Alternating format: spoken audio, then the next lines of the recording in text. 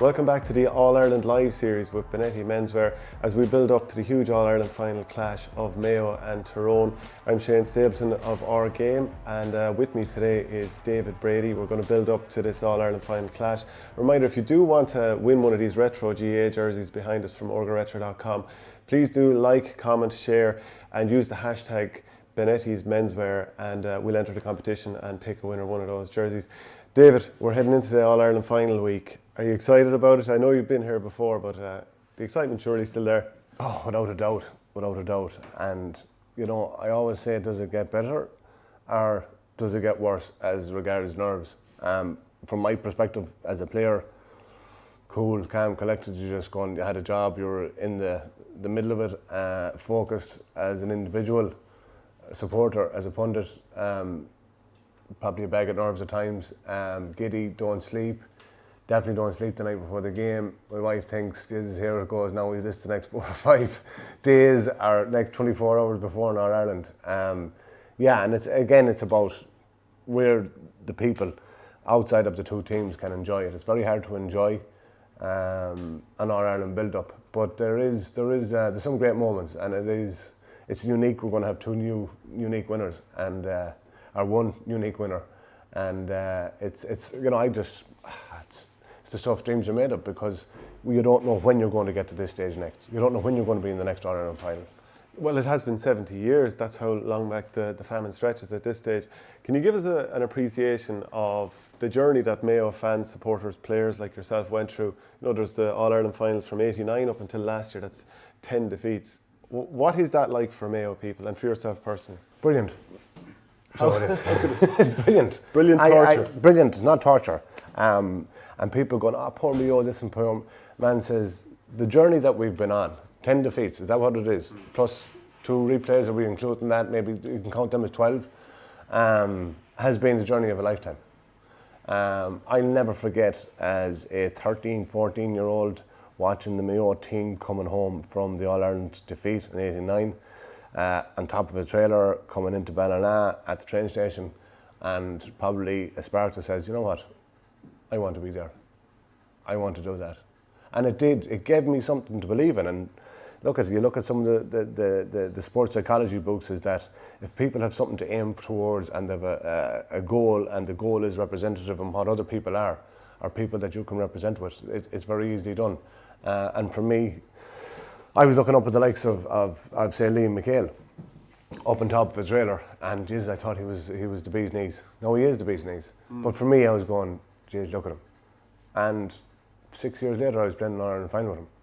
You know, it was that, you know, if I didn't have that symbol of light or hope or that beacon to follow, and then I hope we lit that beacon in '96 and '97 and 2004 and 2006 when I was playing, and them up for All Ireland. And that's what it is. It's not torture. It's the greatest fun and crack and build up. Yes, it's hard. It's hard to take at times, hard to swallow, but that's great. So were you able to embrace it as a player, building into those finals? Like, they were huge back towards the tail end of the 90s and obviously 04, 06. Massive. Yeah, you do embrace it. And anyone that says, you know, even the Dublin boys, and I'll be talking to the boys now that will be retired, like Alan or Bernard Brogan, and the boys, even the Dublin guys, current, they love it. And you embrace it, not externally, but internally. You say, you know what, I had the greatest opportunity of a lifetime coming up for this All-Ireland this Saturday at 5 o'clock. And what an opportunity it is to perform in the greatest stage of all. Whether it's no people like it was the 19th, was it December last year, to 40 or 50,000, whatever it will be now. But you do realise that it's the whole world, from an Irish cultural GAA context, the whole world is watching. Do you think that the supporters now, because they've dealt with so many disappointments, you know, yourself as well included in that, do you come into this with a bit more trepidation, you know, like, you know, you've been burnt before, or do you come in with full of hope and expectation as you always did? So you just said there now, do you come in with hope and expectation as you always do? And that's what we do. And we do. And we don't carry the burden of the past or the scars of the past. Because we learn from it. As supporters, you definitely learn from it to say, you know what, it passes. Last year it passed around February or March, and it was hard, and we just wanted football again in April. But it's game, it is life. It's not, and I've always seen it and put in, by young and old, into context on what it is. It's a very, very important part of our Mayo culture and Mayo GAA, but it's not everything. It's not life and death. But the opportunity, our greatest opportunity ever in Mayo to win All-Ireland is this one coming up on Saturday, not the past 10 that we lost and 2 replays, and it's what's next.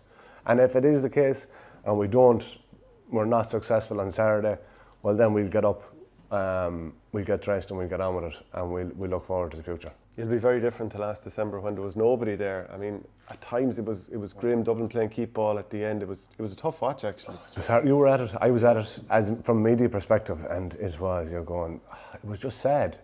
It was that lull of an All-Ireland final, of the lull that was there, but compared to what an All-Ireland final is, we've seen it in the last couple of weeks, the semi-finals, the hurling final, that people are the most important foundation of a game, and the supporters and everything else. And it just didn't, it was nice to have it. It was nice to have the championship at a very dark period in all our lives from a pandemic point of view. October, November, December, it got us through that sludge. And kind of that hard part of life, but now that the kind of life is coming back to normal, and it is a great opportunity. And if I look on it, right, I do think that the pandemic has helped Mayo. It has given them an opportunity, and that opportunity is to have all the players home at the one time as a unit together, which they never, ever, ever had. And I've seen it in my day, and I've heard it, and I've been told of what happens now. And when in my day it was Dublin down to Mayo. It was 4 and a bit hours back then.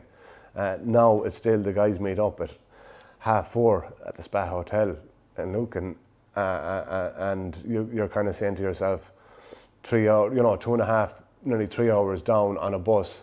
Okay, you can relax, you can stretch, you go training, you have your meal, you might have a debrief, you might have some analysis. You're not back on the bus at 10:15. 12:30 you get back to Dublin, you're getting up at 6:30 the next morning to go into the city or go working. And you're doing that twice a week nearly. And then you might be going down at the weekend. That takes its toll and has taken its toll.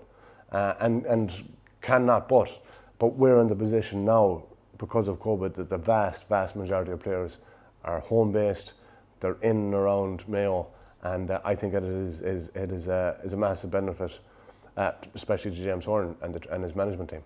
It's true that if you add up all the hours, it actually counts out at about a couple of weeks over the course of an entire year. It is, and you look at, if you were going from Tipperary to Dublin and you're doing that drive or whatever, your body isn't ready for, that. It's the mental part of it as well. Again, no one's going to drive from Mayo and go to Crow Park and play a game. You have to have rest, and you have to have some sort of relaxation after a long drive like that. And it is stressful, and there's traffic, and there's getting out of traffic, and it's just the fact that they're able to fully focus once they knock off work on a training evening or on a match day. So several months after Mayo lost that All-Ireland final to Dublin, they go ahead and beat the Dubs after a fairly disastrous first half. They looked to be a nice bit off. Got that point just before half-time, I think, from Conor Loftus, that sort of pared back the deficit a little bit. Did you see, what unfolded? Did you see that coming, or did you think it was going to be a repeat of the final with Dublin just keeping Mayo at arm's length? I thought, I wasn't too positive now, to be honest with you. Saturday evening game, the crack yourself. You're trying to write an article or write a review of the game. But just the review I had written at half time, it wasn't too positive, wasn't too complimentary. And then as the game went on, I'm going, this could need to be rewritten. And all of a sudden, extra time, and I'm going, oh no. Sunday papers are ringing and go, where's your article? But it wasn't there in the first half. And as we've seen, and I don't know what it is, that 70 minutes of continuous quality of football we haven't seen. Have we seen 70 minutes of continuous quality hurling? Probably, yes, from Limerick, from an All-Ireland start to finish. But I think a lot of teams are very kind of phased, and whether it's, and it's definitely not meant, because you've never went out in a hurling pitch, or I've never went out in a football pitch and went, okay, we just suck it up, don't want them to score a goal, sit back, no, let them have the ball. It just didn't click. And I think, honestly, that Conor Loftus point was a little bit of positivity going in. Now, it wasn't as big a point as Niall Morgan's point on last weekend. But if you have that last score before half time, it gives you some little degree of confidence going into the dressing room. You're kind of saying to yourself, well, thanks be to God, the finger wagging from the manager won't be as hard if you get the last point. And I think it just gave us, it just settled us to say there's an opportunity. And you just work it down. You don't work it to get it within a point. You work it to get it, if you're 5 down, you get it to 4.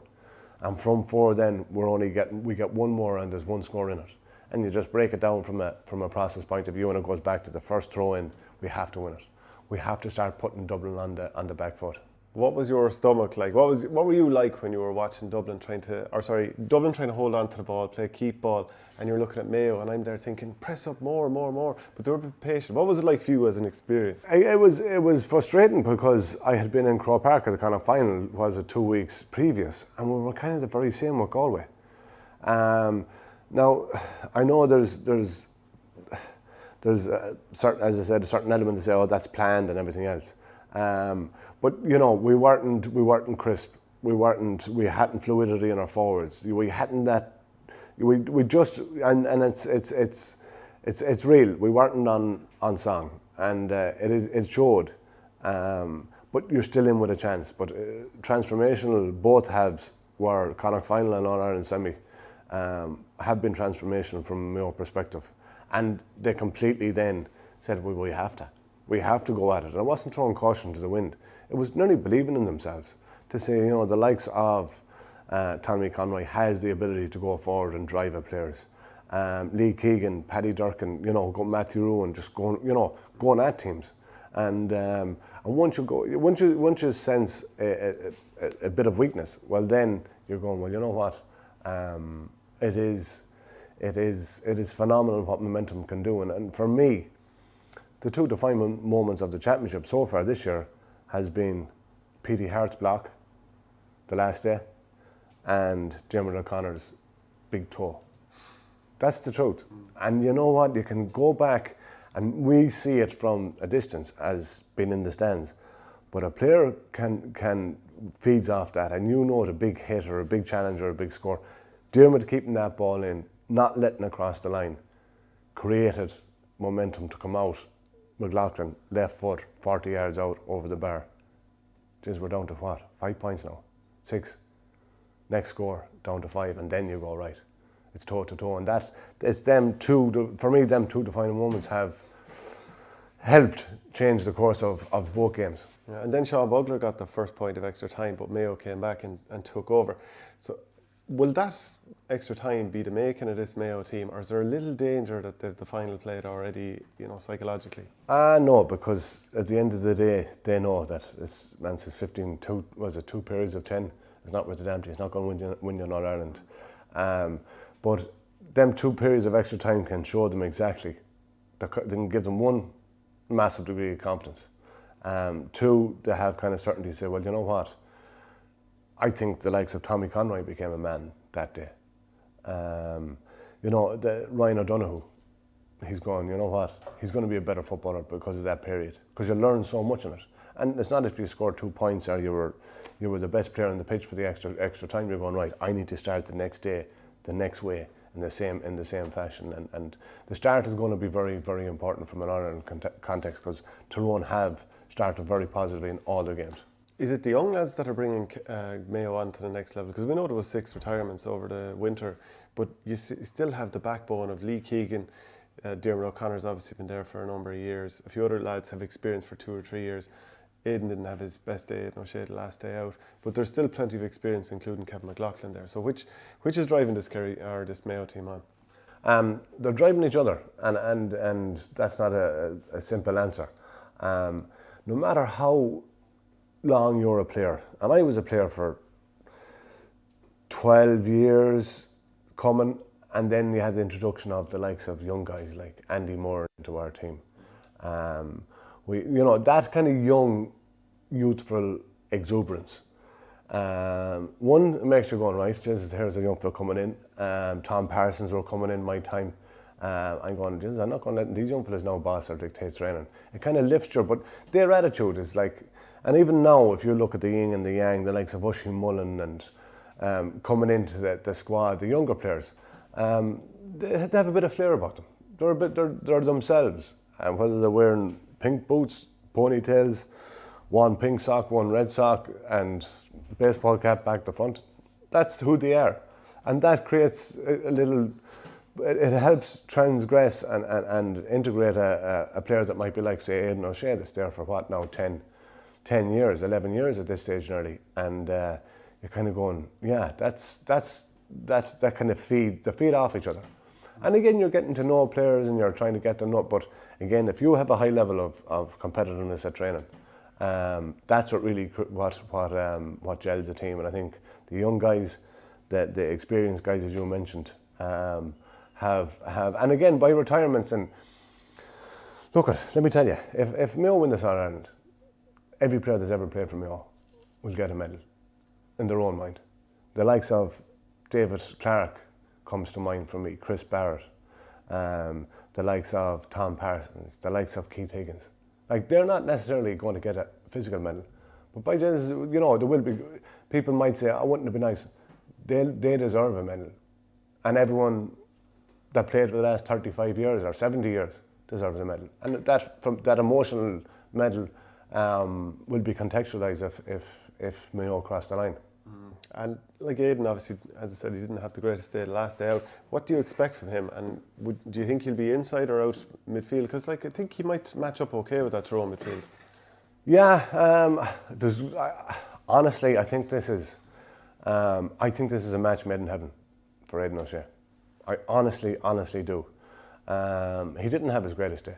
No, he was carrying an injury into the game, and people are saying, Jesus, he wasn't great, and fair play to Horan for taking him off. And we're not a team of individuals. Sure, man says everyone has a bad day, but it's that kind of that chain of, well, it's only one link. Whoever comes on, whether it's Enda Hessian coming on, or James Carroll coming on, well, that's the next link that's going to strengthen it. And I do think this is an ideal opportunity for Aidan, given this is Tyrone team would match up well 5 or 6 years ago. I don't know now. Would the likes of Ronan McNamee be ideally suited to Aidan? I think he can cause them an awful lot of hassle. And as you said there, Kennedy and Kilpatrick had a good game, but you can alternate, especially with Morgan and the long kickouts.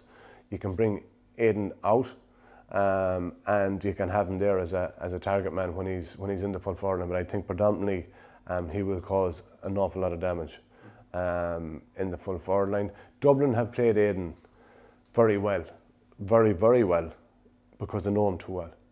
This is a new challenge for Tyrone as such, and that challenge is being presented to them very early on in some of their careers. Will they be able to manage it as well? Because Dublin have had that opportunity and that one-to-one with Aidan O'Shea every year nearly for the last 8 years, and All Ireland's or semi-finals at some big stage.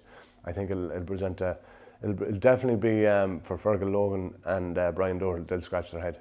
So you played against Tyrone in 2004. They were reigning All-Ireland champions. I think you hit a wide straight away, and then you must have scored 3 points. You had a great day at the office. Did I hit a wide straight away? I think you hit a wide. Yeah, I just looked at the Wouldn't be like me to hit 3 in a row though. Well, like, you know what it's like to face Tyrone and the ferocity. We probably saw signs of that against Kerry. So do you think Tyrone or Mayo are going to be able for that ferocity? And they need to be. And that is a key element of Tyrone's game, and always has been. But you're going... It's just the intensity, ferocity, as you said, and by Jesus, I felt it in every game I ever played, especially 2004. But you have to match it. You have to match that intensity, and Mayo have, without doubt, the capability of that. And again, I do think they have defined their tackle over the years, and it's down to Donny Buckley as well being a main instigator of how well and how controlled and how measured they tackle. But they tackle ferociously. and they tackle very intelligently. And again, from a Tyrone point of view, touch tight football, you're going, I want your hand on them at all the time. From a Tyrone the last day, they were like octopuses. They were like all over the Kerry players. They didn't give them an inch to breathe. They didn't let them settle. And I think Mayo, sometimes you can get carried away with that intensity. Sometimes there will be times of the games that Mayo just need to control it and ask them out a little bit. Mayo are very good ballers. Their handball, their ball handling ability is absolutely top class, and I think they can tease Tyrone out to a degree, but they can't in no circumstances, in any way, shape or form, take the ball into the tackle. So David, finally, in a word, are Mayo going to do it? Do you think they're going to do it? Yes. Right. I can't give you one word. I believe they have the capability, they have the potential, they have the players, they have the bench, they have the management. Hunger and everything else counts for a little bit, but it won't get you on Ireland. We know that from the past. But I firmly believe, honest to God now, that we will win it. Well, you've set it up very nicely. That's it for tonight's episode of All Ireland Series Live with Benetti's Menswear. If you want to get one of these retro jerseys, the Mayo, the Tyrone, or any of the other ones, please do like, share, comment, and use the hashtag Benetti's Menswear. That's it. Thanks very much.